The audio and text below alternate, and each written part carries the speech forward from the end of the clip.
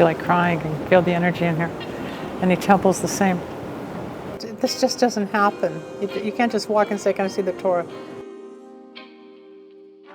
Being a Protestant or being a Baptist, all of a sudden I'd go listen to the different songs and different cultural stories, and they all have a story.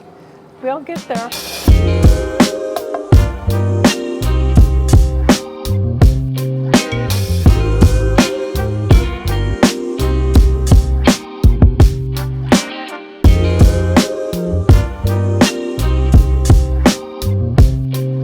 We have reached. This is. Are we near the temple? Is that where we're going first? No, we're going to Kala Ghoda. Oh, there's the horse. Oh God, I could get a whole bag of gifts all in one bag. Russell, see, it's down. Do not buy it. When the trunk is built or created down, at least in Thailand, it brings bad luck. So everything I have from Thailand, and I've got about 7 or 8 elephants around my house, all the trunks go up. When I had one that went down, I got rid of it. See, these are kind of cute. That's what Sidi's wearing. Yeah. The Indian shoe, Yeah, right? it has this back thing. I Yeah, don't have a back. that's called a heel. Oh, Yeah. yours are open. Yeah, it's like a flat. Right. This is like More of a proper. shoe, yeah. This is Mojdi. It's called Mojdi. Mojdi. Mojdi, yeah. You can wear it on Indian dresses. You want it? They're cute. Well, try doesn't mean I can. It just try means try. Don't do it. So now we are approaching towards the gateway of India. Okay.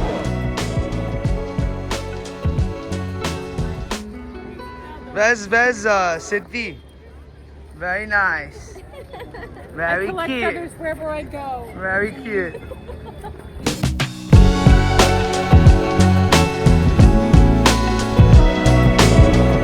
We are on the journey of life at Linda cities.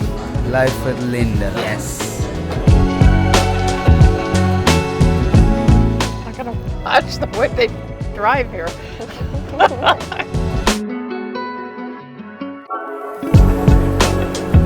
Feel like crying. You can feel the energy in here. Any temple's the same. There's the everlasting light and the stained glass windows. I just want to sit for a moment. I'm gonna cry. Spirit. My great-grandfather was a famous rabbi in Cleveland, Ohio.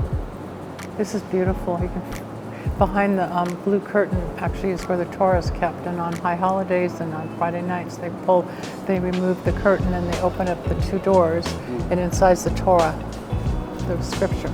Look at the tile, the flowers. Here's all the Hebrew. This is the prayer. This is like, this just doesn't happen. You can't just walk and say, can I see the Torah? See, when in here, this opens up, and this opens up. And inside are these 2 scrolls of the Torah.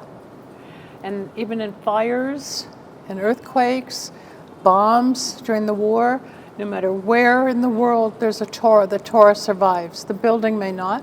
Even from the Maccabean War, back in ancient days. And then this is what the rabbi uses. They walk around. But the Torah, like the Bible, a lot of times, you're in a war zone. What stays? The church, because it's God, right? And it's the same thing with the Torah. The Torah is our scripture.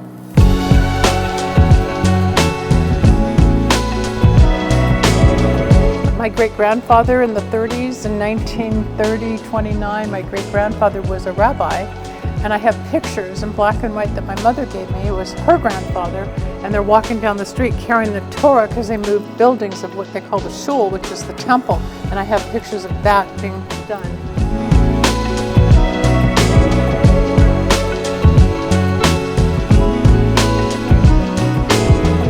I remember when I was becoming really spiritual after the accident and I was opening up to God, my mother asked, "Are you still Jewish?" I said, "Yes, I'm still Jewish." I was just expanding, and that's when I got into the metaphysics and I started understanding Hinduism and Buddhism and Christianity and Catholicism, and being a Protestant or being a Baptist, all of a sudden I'd go listen to the different songs and different cultural stories, and they all have a story. We all get there.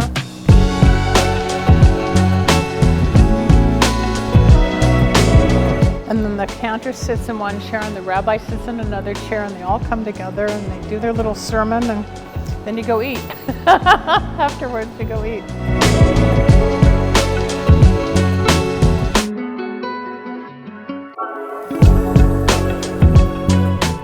I had a rabbi back in 2010 maybe, who I studied Torah, Kabbalah, and he told me I should have been a rabbi because I have so much wisdom as far as God and spiritual. I said, I don't want to be a rabbi. I don't want to be a rabbi.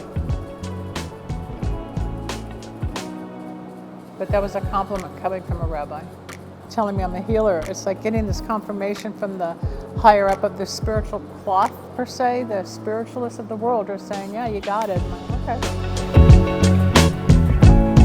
I am grateful, I'm touched, I'm honored, and the one part of my life I always wanted was to be bat mitzvahed, and I've always loved temples and academic environments. But my dad was against it, my mother was for it, and it never happened. But the different rabbis I've met through my life have offered bat mitzvah. I don't want to study the Torah at this age, but I know enough that I'll never lose my Judaism. But in my older age, I've embraced all religions. It's a God is a God. And as people who follow me know, I just use butterflies, even though I can ascribe to the everlasting light and the Star of David, because that's my beginnings.